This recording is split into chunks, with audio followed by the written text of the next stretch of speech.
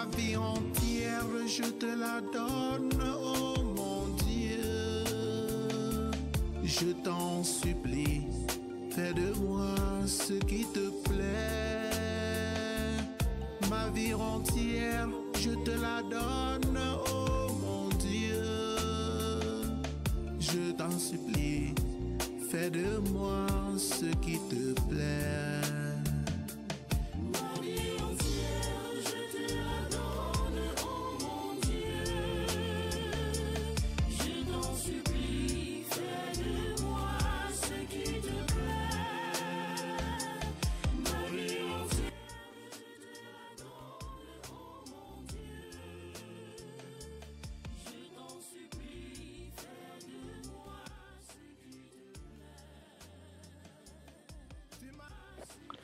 Très chers frères et sœurs en Christ, chers enfants de Dieu, bonjour et bienvenue à la méditation de la parole de Dieu de ce samedi 15 juin 2024.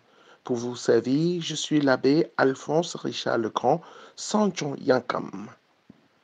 Première lecture. Lecture du premier livre des rois. En ce jour-là, Élie descendit de la montagne. Il trouva Élisée, fils de Shaphat, en train de labourer. Il avait à labourer 12 arpents et il en était au 12e. Élie passa près de lui et jeta vers lui son manteau. Alors Élisée quitta ses bœufs, courut derrière Élie et lui dit, « Laisse-moi embrasser mon père et ma mère, puis je te suivrai. » Élie répondit, « Va-t'en, retourne là-bas, je n'ai rien fait. » Alors Élisée s'en retourna, mais il prit la paire de bœufs pour les immoler, les fit cuire avec le bois de l'attelage et les donna à manger aux gens. Puis il se leva, partit à la suite d'Élie et se mit à son service. Parole du Seigneur, nous rendons grâce à Dieu. Psaume 15. Seigneur, mon partage et ma coupe. Garde-moi, mon Dieu, j'ai fait de toi mon refuge. J'ai dit au Seigneur, tu es mon Dieu.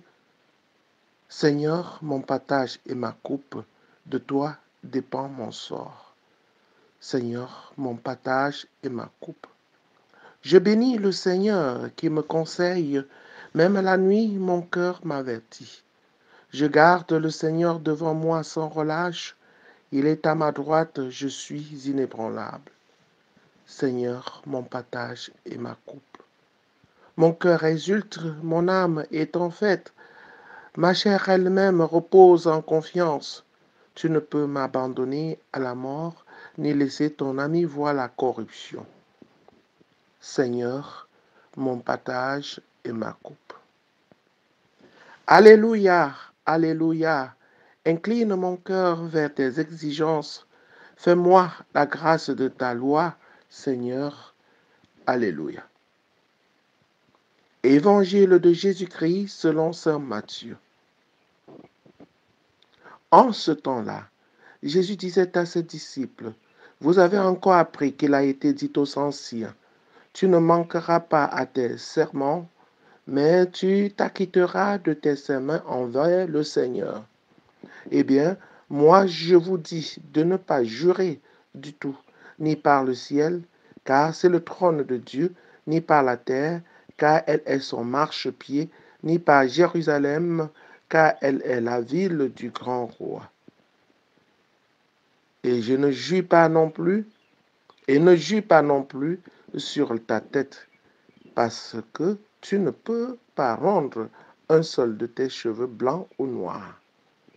Que votre parole soit oui, si c'est oui, non, si c'est non.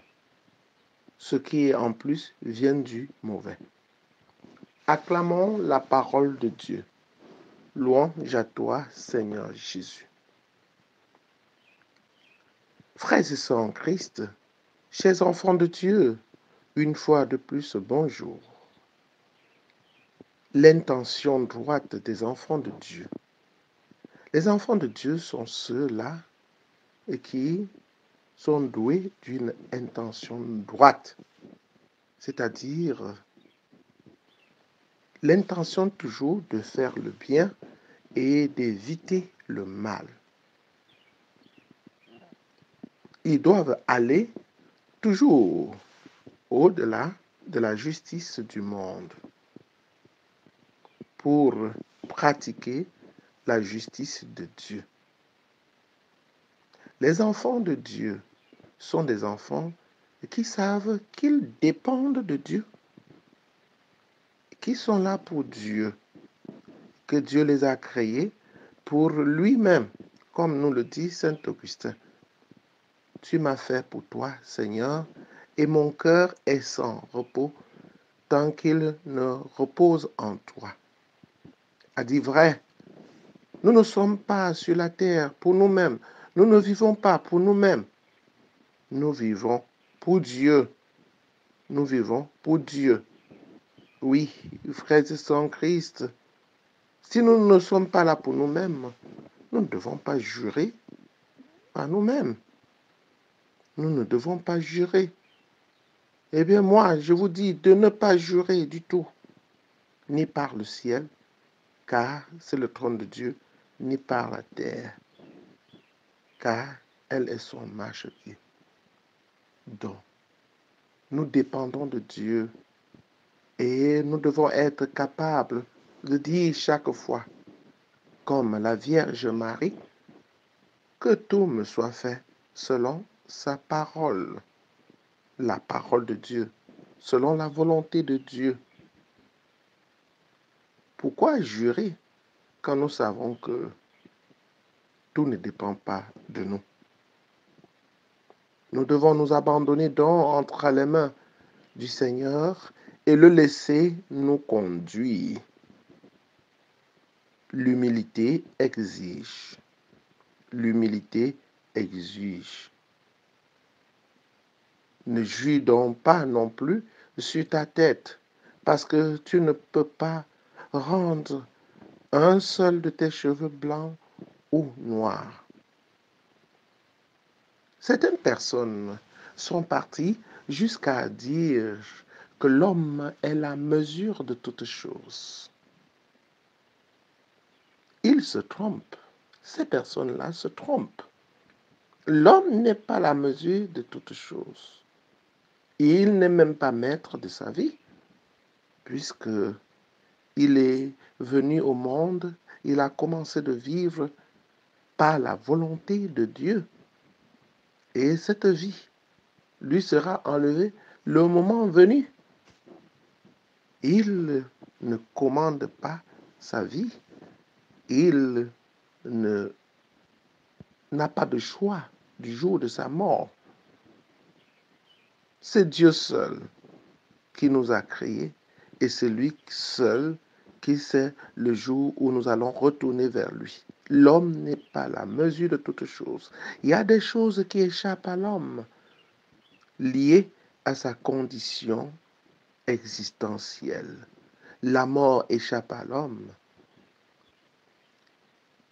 La mort échappe à l'homme. Sa condition de riche ou de pauvre lui échappe aussi. Ce n'est pas tout ce que l'homme veut qui lui arrive. Tout lui arrive selon la volonté de Dieu. L'homme n'est pas ce qu'il pense. Même s'il a une marge de liberté, c'est Dieu qui lui a donné cette liberté et cette liberté est limitée. Cette liberté n'est pas à confondre au libertinage. Il y en a qui pensent que avec leur propre force, ils peuvent transformer le monde, ils peuvent transformer la nature. Non, c'est avec la force que Dieu nous communique. Et nous sommes libres si nous restons dans la lancée de la volonté de Dieu, Si nous faisons la volonté de Dieu, voilà que nous sommes libres. Mais si nous sortons du sillage de la liberté de Dieu, de la volonté de Dieu, nous sommes devenus des esclaves. Esclaves du péché, esclaves entre les mains de Satan qui nous manipule à sa guise. Voilà, chers frères et sœurs en Christ, l'humilité exige. Soyons humbles de reconnaître notre limite, de reconnaître que nous ne pouvons pas tout faire. Nous ne sommes pas la mesure de toutes choses. Et comme nous ne pouvons pas nous tout faire, nous devons nous abandonner entre les mains du Seigneur, faire ce qui dépend de nous, comme si tout dépendait de nous, mais aussi s'abandonner à Dieu comme si tout dépendait aussi de Dieu. Ce n'est pas un encouragement à la paresse, non, mais c'est plutôt une invitation à faire la part des choses. Ne pas défier Dieu au nom de quelque liberté que ce soit. Que votre parole soit oui, si c'est oui, si c'est non, qu'il est ce qu'il est en plus vient du mauvais. L'intention droite de l'enfant de Dieu. L'enfant de Dieu ne jongle pas. L'enfant de Dieu ne fait pas la politique de l'autruche. L'enfant de Dieu est franc. Il vit dans la clarté évangélique. Son oui est oui, son non est non. Il n'y a pas de oui, non,